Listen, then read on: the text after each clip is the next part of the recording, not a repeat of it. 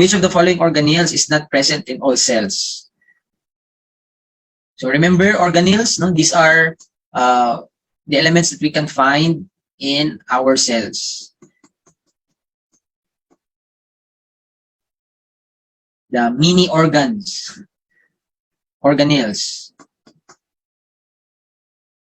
Only one answered? How about the others?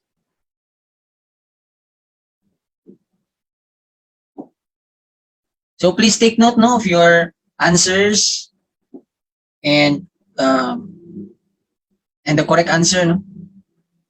So you take, hopefully you have your ball pen and your notebook there with you.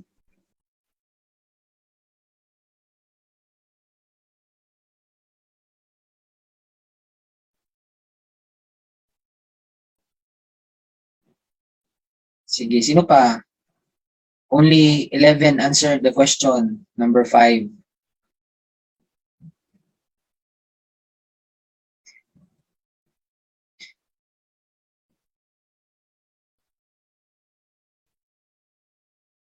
Sige, the correct answer here is letter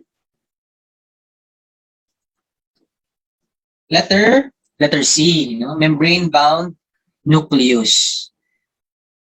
Please remember that there are two types of cells, no? There are two types of organisms. Eukaryotes and prokaryotes. No? When you say eukaryotes, these are organisms that consist of eukaryotic cells. And eukaryotic cells have a membrane-bound nucleus. Prokaryotes are those organisms that are composed of prokaryotic cells. So prokaryotic cells, they do not have a membrane that encloses the nucleus. The nucleus is where eukaryotes store their genetic information. So here, no, in this table, this is the comparison between two types of organisms, no, prokaryote and eukaryote, two types of cells. In the prokaryotes, nucleus is absent. In the eukaryote, nucleus is present.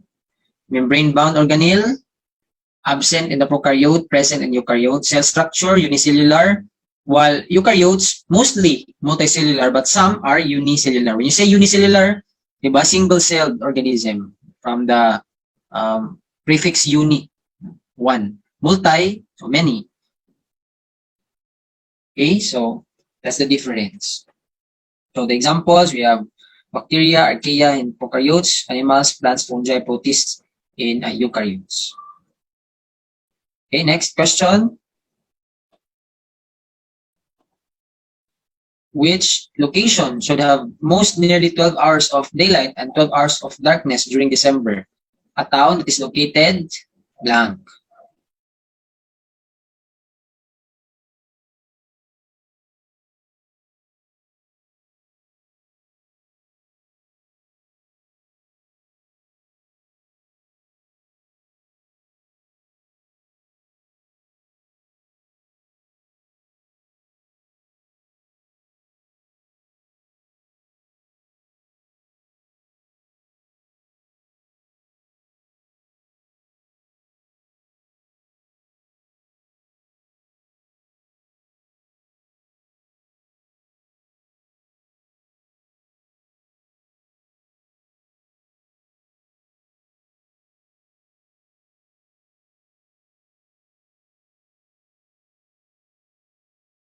Okay, let's check. Only 14 participated. How about the others? We are 38 in the Zoom. So majority answered letter C. Okay, sige, let us check. Which location should have most nearly 12 hours of daylight and 12 hours of darkness during December? A town that is located close to the equator. So letter B. The biggest difference between the equinox and the solstice is that solstice is the point during the Earth's orbit around the sun at which the sun is at its greatest distance from the equator. While during an equinox, it's at the closest distance from the equator. So you can see here in this illustration, winter solstice from December 21 to 22, this one, labeled as number 1. Ganing itong may globe, yung Earth, may number siya. So number 1 is the globe, 1 is the entire winter solstice. The question is during December, So upon looking in this illustration, you can see it's in the equator. The 12 hours.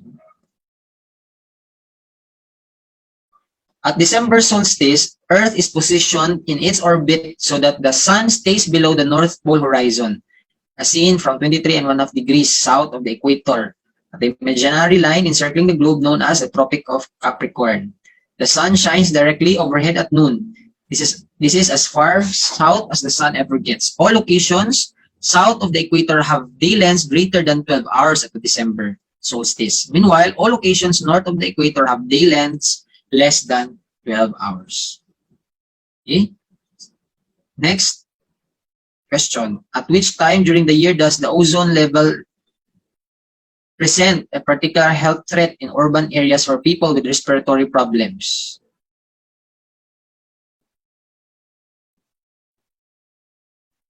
So this is a sort of application, no?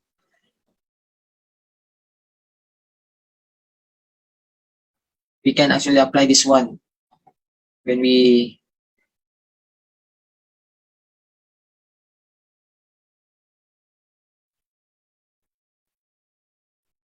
consider going out, for exercise. So when is the best time of the year?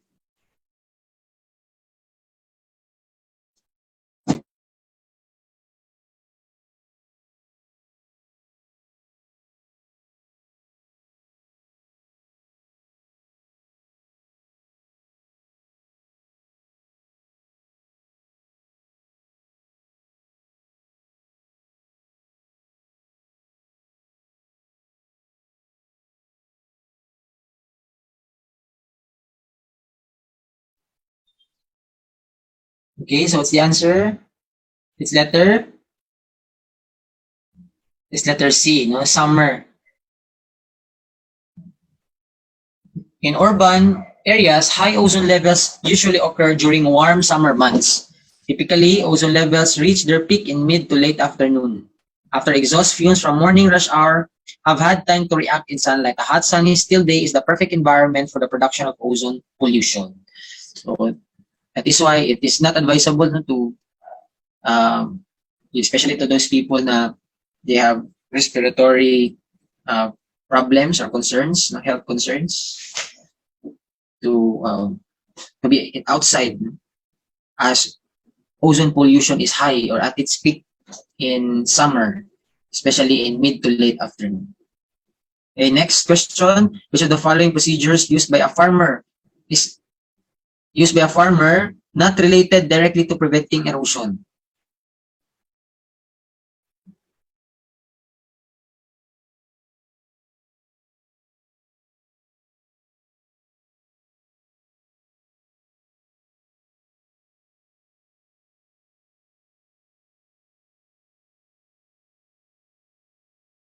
May nag-answer ng B, may mga nag-answer din ng letter A, C. So you need to read carefully the question. You need to understand the question. So not, the highlighted word there is not related directly to prevent erosion. So in these choices, which of the following is not related in preventing erosion? It's letter B. Planting more seeds than are necessary to yield a bountiful crop. Because soil erosion, as we can remember that soil erosion reduces fertility of the soil, which can affect crop yields negatively. It also sends downstream sediment-laden water, which can produce heavy deposits of soil and sediments that prevent the smooth flow of streams and rivers and can eventually lead to flooding. It is more likely to take place again once soil erosion occurs once. So these are some methods of farming, that ito yung mga choices kanina. There is farming, Erasing slows down the water, so it does not hold as much soil when the speed of the water slows down. This slows down erosion and helps to preserve topsoil in place. This keeps the topsoil in position with the vegetation. We have also contour farming, a sustainable method of farming where farmers plant crops across or perpendicular against slopes to suit the contours of a slope of a field. Contour is called contour cultivation. This plant formation breaks up the water flow and makes it more difficult for soil erosion to occur. Strip cropping is a farming method that involves cultivating a field divided into long, narrow strips that are alternated in a pattern of crop rotation. So strips, narrow strips. Next question. A gas is heated in a closed container. Which of the following is not likely to happen? Not likely to happen.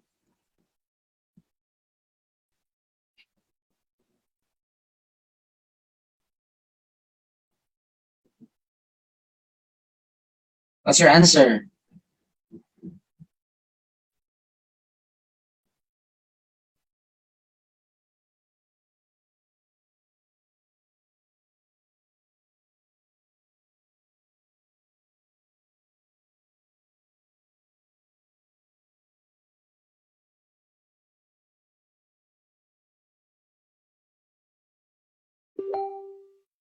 Okay. The answer here is? What's the answer? The answer is letter A. The volume of gas will increase. Remember, the question is, which of the following is not? So, hindi mangyayari, no? Not likely to happen if a gas is heated in a closed container. No? So, not yung hinahanap natin na hindi mangyayari. No? So, letter A. Because remember that when gas is heated in a closed container, the speed of the gas molecules also increases. The increased speed implies an increased collision between the gas molecules. No? So, of course, no, because of the heat, the molecules would move faster. So there's an increase in speed. When you heat a gas, both its vapor pressure and the volume it occupies increase. The individual gas particles become more energetic. No? The more na mainit yung temperature, the more na mas mabilis, no? ang movement ng mga molecules. The more they become energetic and the temperature of the gas increases. At high temperatures, the gas turns into a plasma. Next, which one explains why oxygen, a gas, is the largest component of Earth's crust?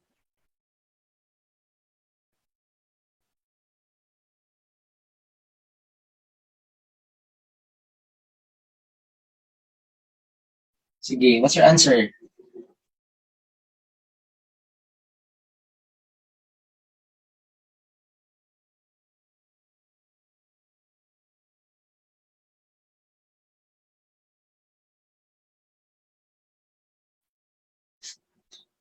Letter? So, oxygen is the largest component in our crust, no? in the Earth's crust, because oxygen is capable of combining with most of the elements in the Earth's crust. So, letter C. Oxygen is the most abundant element in the Earth's crust at 461,000 parts per million. This means it takes up roughly 46% of the Earth's crust. Oxygen is an element which is highly reactive and also easily combines with other elements. Because of this, oxygen is found in a large number of common compounds, both on Earth and in the crust. Specifically, in the Earth's crust, there is a great deal silicate, which is formed from silicon and oxygen.